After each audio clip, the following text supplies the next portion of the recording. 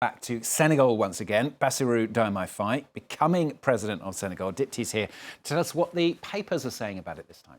Well, Stuart, Bassirou Diomaye Faye defeated the ruling party's candidate in elections last week, of course, swaying voters with promises of change in Senegal.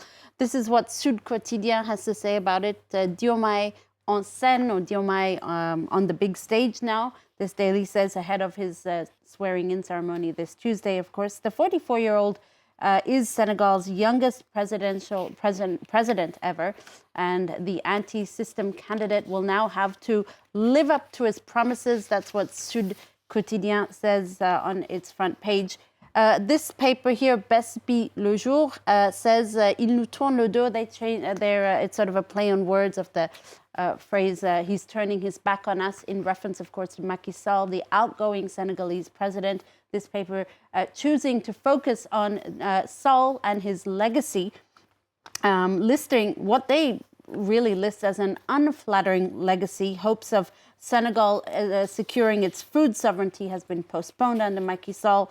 Mixed results on socio-economic progress, and democracy and freedom also curtailed in Senegal under the previous president, Macky Sall. Now, Dipty's found a piece for us in the French investigative website Mediapart. It looks at the ambiguities of politics of Diomaye Faye's party, particularly the issue of women's rights, Dipty. That's right. For Mediapart, his party, the name of his party is PASTEF. The PASTEF stance on women and homosexuals don't bode well for the future of these two groups in the country. Furthermore, Diomaye Faye is a practicing polygamist. He's been photographed in public with his two wives. Mediapart saying legally there's nothing wrong with this in Senegal, but he is the first president of Senegal ever to be an openly practicing polygamist. Furthermore, the PASTEF party's founder, Ousmane Sonko, has been in the past accused of rape and was sentenced to 2 years in prison, not for rape, but the corruption of youth, I quote. His response to those charges, he said, if he were to rape someone, it would be someone attractive. Senegalese feminists are understandably concerned about the future of women's rights in the country. Let's move to Spain for this next story. A video appearing to show Madrid police beating an unarmed black man has sparked outrage there. That's right, two unarmed black men. Before we get into the story, let's show you a small snippet of that video, but just warning you, it is very violent.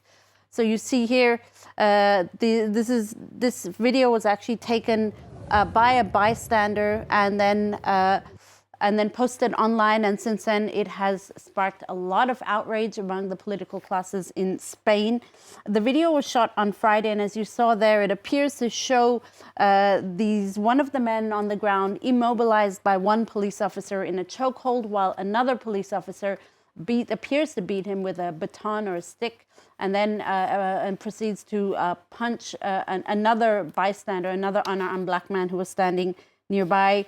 The Spanish Interior Ministry has opened an investigation now into those arrests of the two men, both migrants, according to El País newspaper.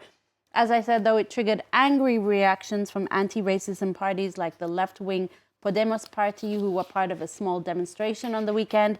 Madrid's mayor, meanwhile, is standing by the police, he says, until evidence points to the contrary.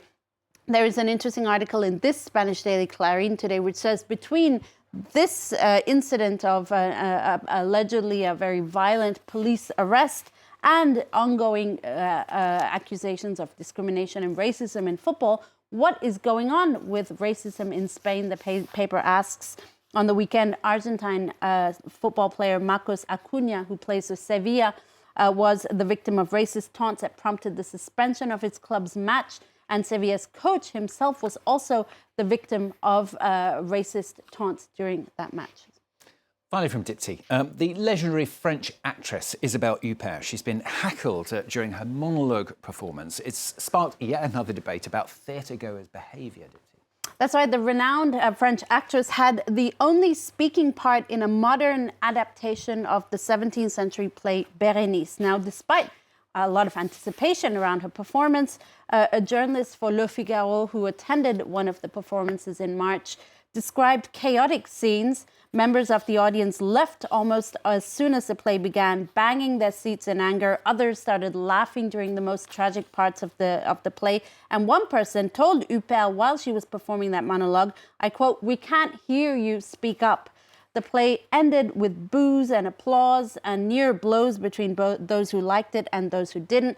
It sparked, of course, a big debate around how we should behave at the theatre. Should we be orderly and respectful, or should we be bawdy, as was the case before the 19th century when it was very common to heckle actors on stage? I'll start heckling you during the press review. Dipsy. Isabelle Huppert, poor woman. All right, thanks a lot, Dipsy, with the papers here on France 34.